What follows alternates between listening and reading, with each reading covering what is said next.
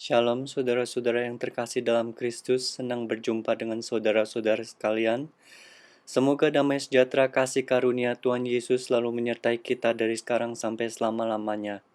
Nama saya Onasis, saya rindu kita bersama-sama untuk merenungkan firman Tuhan. Sebelum kita mulai, mari kita berdoa. Bapa, dalam nama Tuhan Yesus Kristus, terima kasih atas segala yang Kau berikan pada kami. Bentar kami akan merenungkan firman-Mu ya Tuhan. Berikan kami hati yang lembut, hati dan telinga sebagai seorang murid. Jadikan hati kami tanah yang subur untuk firman-Mu ditaburkan. Terima kasih Tuhan Yesus Kristus, dan kami siap mendengarkan firman-Mu. Dan di dalam nama Tuhan Yesus Kristus kami berdoa dan mengucap syukur. Haleluya. Amin. Mari kita buka di Matius 1 ayat 18-25. Ayat 18, kelahiran Yesus Kristus adalah seperti berikut.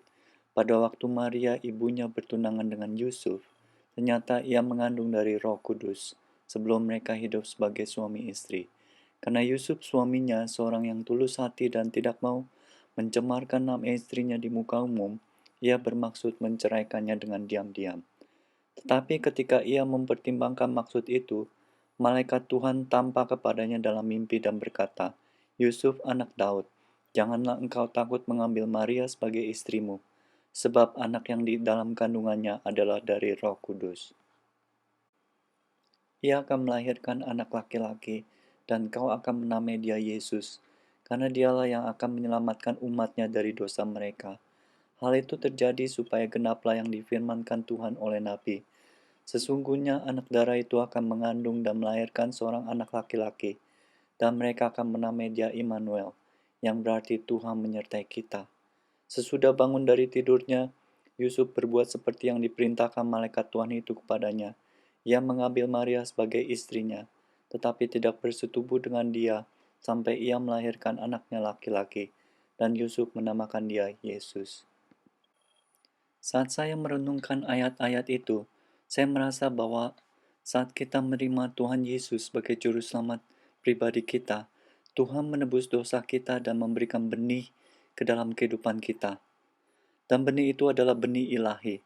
Tuhan memberikan janjinya di dalam kehidupan kita. Sebagai contoh, Yusuf dalam kitab Kejadian. Tuhan memberikan benih atau janjinya bahwa Yusuf akan menjadi seorang penguasa, dan akhirnya Yusuf menjadi penguasa nomor 2 di Mesir setelah Firaun. Firman itu juga menggambarkan bahwa kita atau gereja adalah mempelai wanita Tuhan. Dan Tuhan memberikan jaminan kepada kita yaitu Roh Kudus. Di Efesus 1 ayat 14 berkata, dan Roh Kudus itu adalah jaminan bagian kita sampai kita memperoleh seluruhnya, yaitu penebusan yang menjadikan kita milik Tuhan untuk memuji kemuliaannya. Yusuf juga menggambarkan sifat pribadi Tuhan Yesus. Ayat itu berkata bahwa Yusuf adalah seorang yang tulus hati atau benar, seorang yang benar. Artinya Tuhan Yesus adalah benar, itu ada di Roma 3 ayat 4. Dan ia tidak pernah mempermalukan kita, dan kasih karunia-Nya sungguh besar di dalam kehidupan kita masing-masing. Yusuf menuruti perintah Tuhan dengan mengambil Maria sebagai istrinya. Ini berarti bahwa Yesus menuruti perintah Bapa, mati di kayu salib dan menebus kita dari dosa untuk menjadikan kita anak-anak Tuhan. Di Roma 8 ayat 15 berkata, sebab kamu tidak menerima roh perbudakan yang membuat kamu menjadi takut lagi, tetapi kamu telah menerima roh yang menjadikan kamu anak Tuhan. Oleh roh itu kita berseru, ya Aba, ya Bapa. Dan poin yang berikutnya adalah kehidupan Tuhan Yesus menggenapi nubuatan atau firman Tuhan, dari kelahiran sampai kematiannya. Dan ini menggambarkan bahwa kehidupan kita harus menggenapi apa yang Tuhan sudah tentukan bagi kita. Tuhan Yesus selalu bersama dengan kita. Dia yang disebut Immanuel, yang berarti Tuhan menyertai kita. Dia selalu bersama dengan kita baik suka dan duka di dalam kehidupan kita. Dia adalah Raja yang mulia, tetapi dia setia dan tidak pernah mengingkari janji-janjinya. Itulah Tuhan kita, Tuhan Yesus Kristus. Dan poin yang terakhir adalah Yusuf tidak mau mencemari benih Tuhan sebelum Tuhan Yesus lahir. Itu berarti kita harus menjaga benih Tuhan dengan menjalin hubungan intim dengan Tuhan, dan menjaga kekudusan. Saya akan memberikan kesempatan bagi saudara-saudara yang mau menerima Tuhan Yesus sebagai Tuhan dan Juru Selamat. Dengan menerima Tuhan Yesus sebagai Tuhan dan Juru Selamat kita, kita berhak untuk menerima seluruh janji-janji Tuhan, termasuk janji-janji yang telah saya uraikan tadi secara singkat. Mari ikuti doa saya ini, ucapkan dengan suara yang keras dan jelas. Tuhan Yesus, terima kasih atas kebaikan-Mu. Aku mengundang Engkau untuk masuk ke dalam hidupku. Ampunilah segala dosa-dosaku yang telah aku perbuat.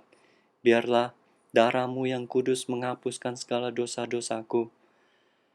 Aku percaya dan yakin dengan sepenuh hatiku bahwa Engkaulah Tuhan dari segala Tuhan, Raja dari segala Raja, dan Tuhan telah membangkitkan Engkau dari antara orang mati.